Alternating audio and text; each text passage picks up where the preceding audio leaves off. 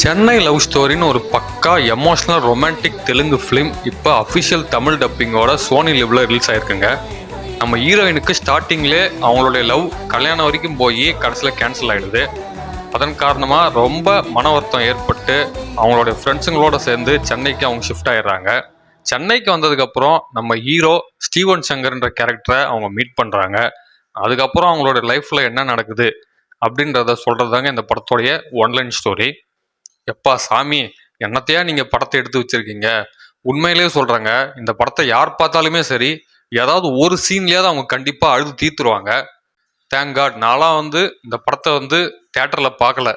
பார்த்துருந்தேன்னா கண்டிப்பா ஒரு வாரத்துக்கு இந்த படத்தை நினைச்சே நான் அழுதுருப்பேன். அந்த அளவுக்கு ஹீரோ ஹீரோயின், ஒரு பக்கம் ஹீரோ ஸ்டீவன் சங்கர் அவருடைய கேரக்டர் பார்த்தாலே அழுவ வந்துருங்க நிறைய பேருக்கு. இன்னொரு பக்கம் ஹீரோயின் நிவி என்கிற நிவேதிதா, அவங்க அழுதா நம்மளும் கண்டிப்பா அழுவோம். ஸோ அந்த அளவுக்கு ஒருத்தருடைய கேரக்டர் ஸ்கெட்ச் அண்ட் ஸ்டோரி ரொம்ப ஸ்ட்ராங்காக இருக்குங்க. சிம்பிளாக சொல்ல போனால் ஹீரோ ஹீரோயின் இவங்க 2 பேர் தாங்க கதை, இவங்க 2 பேர் தாங்க படம்.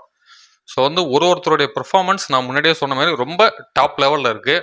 எனக்கு பர்சனலாக ஒரு டெம்பிளில் ஒரு ஹீரோ அண்ட் ஹீரோயின் இவங்க 2 பேருக்குள்ள ஒரு கான்வர்சேஷன் சீன் ஒன்று இருக்கும். அது எனக்கு ரொம்பவும் பிடிச்சிருந்தது. அண்ட் பேருக்கு ஏற்ற மாதிரி இந்த படம் முழுக்க முழுக்க நம்ம சென்னையை பேஸ் பண்ணி தாங்க எடுத்திருக்காங்க. ஸோ பர்சனலி எனக்கு ஒரு தமிழ் படம் பார்த்தா எப்படி இருக்குமோ அந்த மாதிரி தாங்க ஃபீல் ஆச்சு. ப்ராபப்ளி இந்த வருஷம் ரிலீஸ் ஆன தெலுங்கு படங்கள்லேயே மிக சிறந்த திரைப்படமாக இந்த படம் தாங்க இருக்கும் அப்படிங்கிறதுல எனக்கு எந்த விதமான சந்தேகமே கிடையாது. ஸோ இந்த படம் தாராளமாக நீங்கள் ஃபேமிலியோடவே பார்க்கலாம்.